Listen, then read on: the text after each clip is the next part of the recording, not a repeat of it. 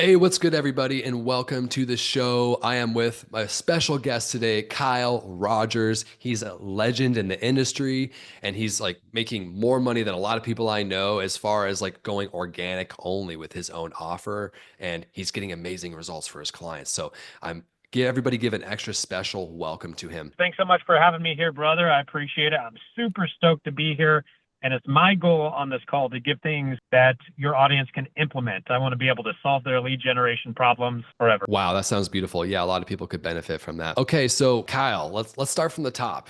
Take us back. Like, how did you get into like what you're doing now? Thing is, it's all about leverage. What I do now, it's tapping into each other's audiences, cross-pollination, relationship-driven marketing. The thing is I spent so much money on paid ads, and I have some friends that crush it. People in our circle are just absolutely crushing it with paid ads. That wasn't the case for me. I lost a ton of money.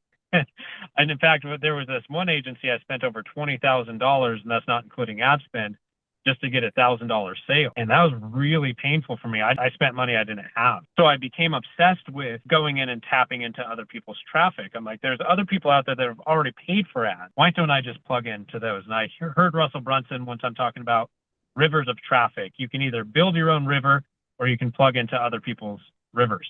And when I started to look at it like that, I'm like, man, there's rivers of traffic all over.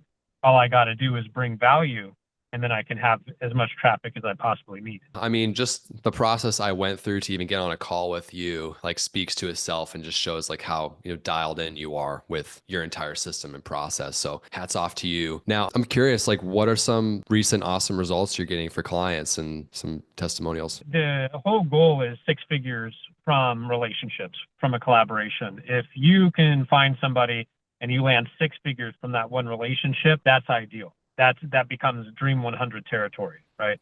The Russell Brunson he talks about the Dream 100. Write down 100 names of people that if you were to collaborate with them, it would change your life and your business forever. And when I think of that, I think of A level, but there's also a lot of B level and C level people, especially when you're starting out, that you can get on those smaller stages and start to build your way up really fast. But there's plenty of clients that I've helped to reach six figures within their first couple of months. There's this one guy's name is Brandon Lee. He's from Venezuela, and that's a rough country, but lots of violence, hyperinflation, and he wanted a better life, and so he was able to immigrate to the U.S. And when he got here to the U.S., he hit a wall, and he realized that it's hard just to put food on the table, especially for an immigrant, to get a good job. And he knew that he had to start his own business in order to have success and have that American dream. And he started to buy courses and go through all this work and tried everything.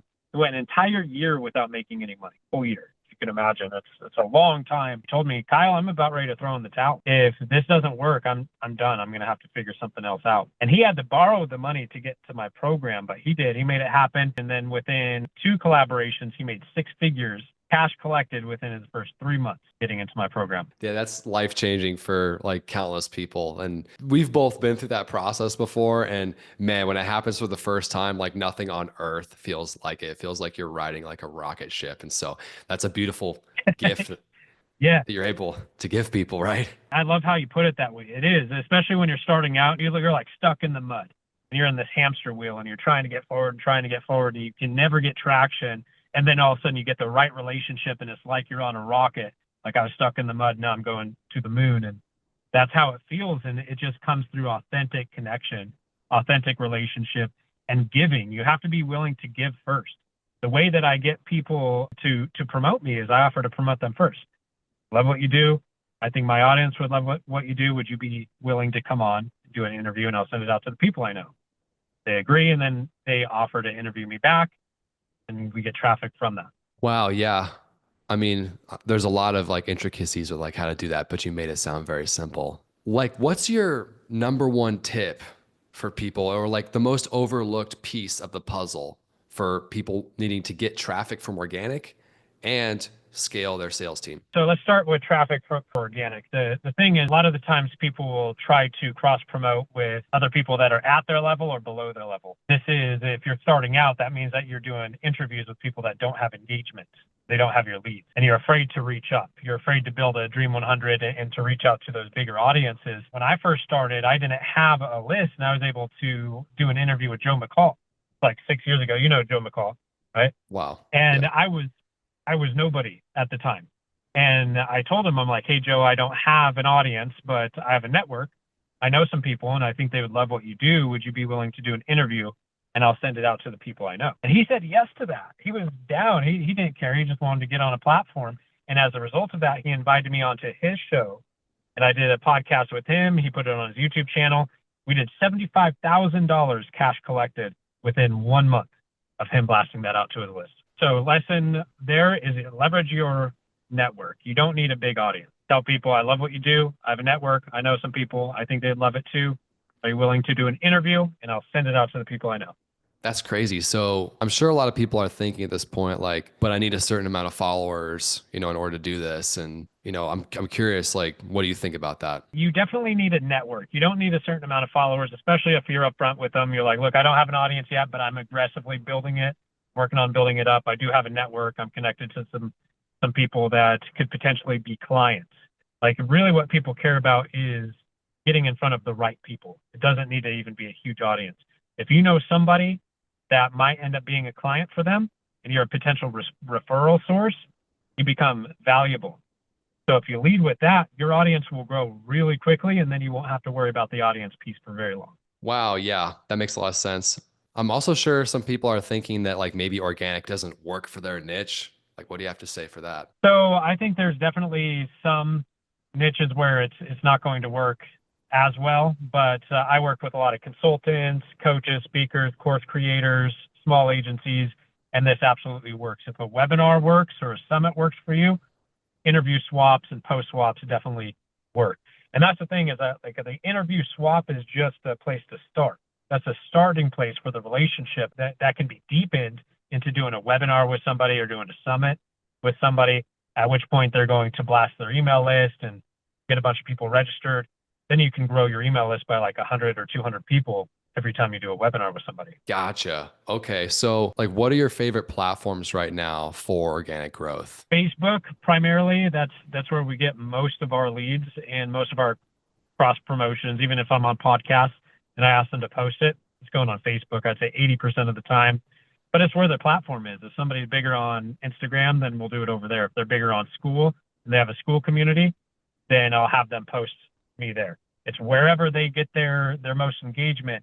That's where I want them to feature me and give the value to their audience. How does your offer differ from like maybe some of your competitors, for example? So there's several agencies out there that they charge $25,000 for placement of a closer and a setter. And I actually have a buddy that spent $25,000 to get a setter and closer from this company. He ended up making hundreds of thousands of dollars from that setter closer team. But the problem is after a year, they ended up quitting. They found another offer. And then my buddy's out that money. He's like, I made a lot of money from that, but now if I want to replace them, I got to pay another 25,000. And it's been months where he's gone without a sales team. If he had the recruiting system in house, it's like a faucet that he can turn on and turn off. Need to replace a salesperson, turn the faucet on. Need to scale up, need a couple more closers, turn the faucet on. So that's what I do is I install the recruiting system and the training system into my clients' businesses. Wow. Yeah. Roughly when do you recommend that your clients hand over the reins from either themselves or like a close co-owner doing the sales to like setters and like an actual sales team? So setters that you can get pretty much immediately because if you do commission only, we find them in Facebook groups. I'm just going to give you guys all the nuggets. We use Facebook groups, sales job groups, high ticket closer groups to do job posts, and then you'll find people that are down to work commission only. If they don't require base pay and hourly, why wait? Get some people in, get some leads generated and close them down and scale up from there. So you can be the closer, but you don't have to be the one posting in groups, giving value in groups, DMing every single person that results from a post swap or an interview swap. You can have a team for that. That's where these guys come into play. You pay them 10% commission. And then you don't have to worry about a closer until you're getting to the point where you're getting 3 to 6 bookings consistently a day. Then you can go find a closer.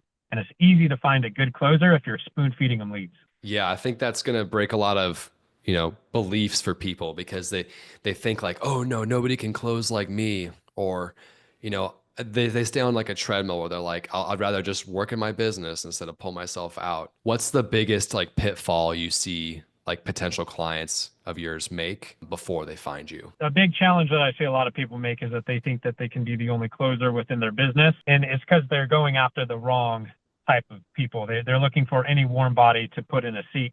Whereas you want to search for the top 1% of closers.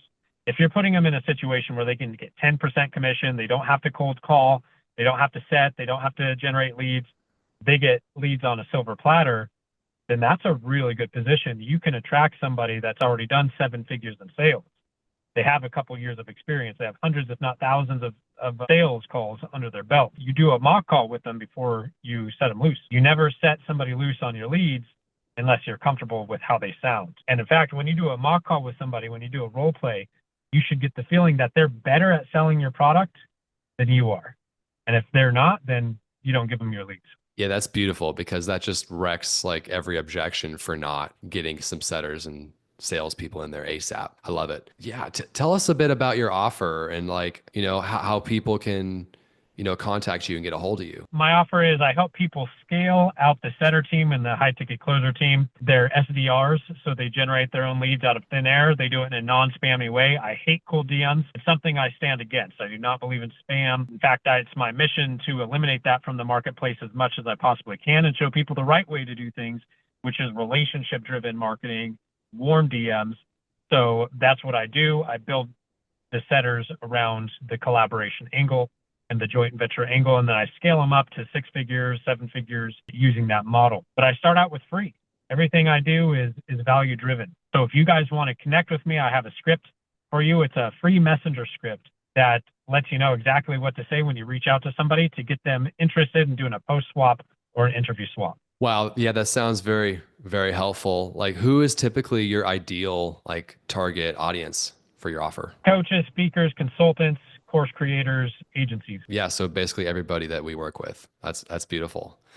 In the description of this video, I'm going to include your handles for your socials. But if you want to tell everybody where they can find you, now's your chance. Awesome, brother. I appreciate it. So you can find me at scalesalesteams.com. And if you go to that website, the only thing you're going to find there is the messenger script, the collaboration messenger script. Wow, I feel very enlightened, Kyle. Thank you so much for sharing all that insane value. And I know you didn't have to, but yeah, really appreciate it, bro. Thanks, man. I appreciate that. It was great for me, man. Had a blast. Thank you. Oh, yeah.